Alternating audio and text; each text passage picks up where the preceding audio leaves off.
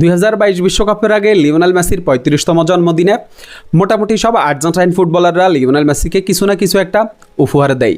তবে একজন মানুষ ছিল পুরোপুরি ভিন্ন, যিনি মেসিকে তার জন্মদিনে কোনো কিছুই উপহার দেয় নাই। তবে তিনি মেসির কাছে একটা প্রতিশ্রুতি করেন যে জন্মদিনের উপহার হিসেবে তিনি মেসিকে 22 বিশ্বকাপটা জিতাতে চান। আমি কার কথা বলতেছি এতক্ষণে আপনারা সবাই জানেন। আমি বলতেছি আর্জেন্টাইন বাস পাখি এমিলিয়ানো দিবু মার্তিনেজের কথা।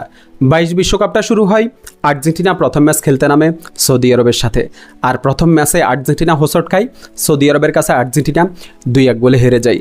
ওই ম্যাচের পরে দিবু মার্তিনেজ বলছিল আমার আরও অনেক উন্নতি করতে হবে। এরপরে মেক্সিকো ম্যাচেই আমরা অন্যরকম একটা আত্মবিশ্বাসী দিবু মার্তিনেজকে দেখতে পেয়েছি। এরপরে পোল্যান্ডের সাথে ম্যাচ রাউন্ড অফ 16-এ। এরপর ম্যাচটা আর্জেন্টিনা খেলা অস্ট্রেলিয়ার সাথে। অস্ট্রেলিয়ার সাথে লাস্ট মুহূর্তের ওই সেভটার কথা আর্জেন্টাইন ফ্যানরা বহুদিন মনে রাখবে। কোয়ার্টার ফাইনালে নেদারল্যান্ডের সাথে সেই নাটকীয় ম্যাচ এবং পেনাল্টি শুট আউটে দিবু মার্তিনেজের 2টা সেভ।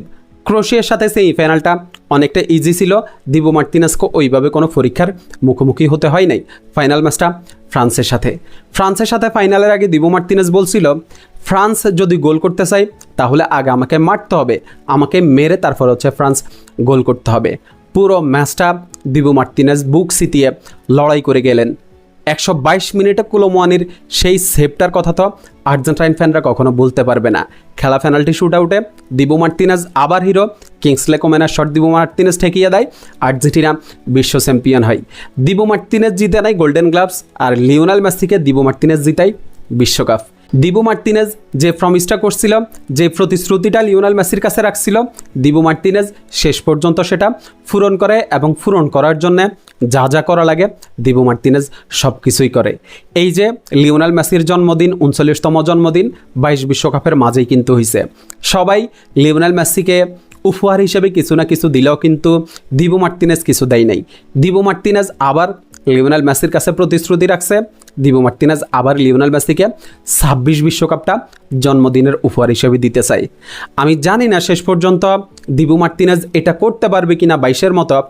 তবে এই লোকটার যে মেন্টালিটি, এই লোকটা যে পাগলা কিসিমের লোক, এই লোকটা লিওনেল মেসিকে আরেকটা বিশ্বকাপ জিতানোর জন্য যা যা করা লাগে 22-এর মতো সব কিছুই করবে, জান প্রাণ উজাড় করে দিয়ে লড়াই করবে।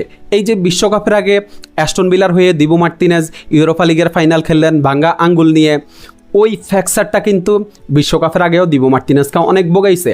আমরা দেখছি বিশ্বকাপের আগে দিবু মার্তিনেজ স্বাভাবিক অনুশীলনটা পর্যন্ত করতে পারেন নাই, হাতে ব্যান্ডেজ নিয়ে দিবু মার্তিনেজকে অনুশীলন করতে হয়েছে। দিবু মার্তিনেজ বিশ্বকাপের প্রথম 3টা ম্যাচ, গ্রুপ পর্বের 3টা ম্যাচ খেলে রিক্স নিয়ে খেলে আলজেরিয়ার সাথে ক্লিন শিট রাখে, অস্ট্রিয়ার সাথে ক্লিন শিট রাখে। দিবু মার্তিনেজ জর্দানের সাথে একটা গোল কনসিড করে। এরপরে জর্দান ম্যাচের পরে দিবু মার্তিনেজ বলে যে দিবু মার্তিনেজ এখনও ব্যথা অনুভব করে, দিবু মার্তিনেজ এখনও পুরোপুরি ফিট না। তবে কেপ বার্থডে ম্যাচের আগে দিবু মার্তিনেজ আশাবাদী যে পুরোপুরি ফিট হয়ে যাবে। মানে একটা লোকের কি মেন্টালিটি, আর একটা লোক আসলে কতটা শক্তিশালী হইতে পারে, মানে মেন্টালিটির দিক থেকে কতটা শক্তিশালী হইলে এই যে আঙ্গুলে ফ্র্যাকচার নিয়ে ইনজুরির আশঙ্কা নিয়ে খেলা চালিয়ে যাইতে পারে, আর্জেন্টিনার গোলবারে বাস পাখির মতো দাঁড়াইতে পারে। মানে দিবু মার্তিনেজের সাথে ভাই অন্য কারো আসলে তুলনাই হয় না। এই যে মেসিকে তিনি যে প্রমিসটা করলেন, যে প্রতিশ্রুতি রাখলেন, আমার কাছে মনে হয় যে দিবু মার্তিনেজ শেষ পর্যন্ত এটা করেই দেখাবেন। কারণ দিবু মার্তিনেজের মেন্টালিটির কাছে অন্য কারো মেন্টালিটি চলে না। দিবু মার্তিনেজের জন্য শুভকামনা থাকলো। ধন্যবাদ সবাইকে।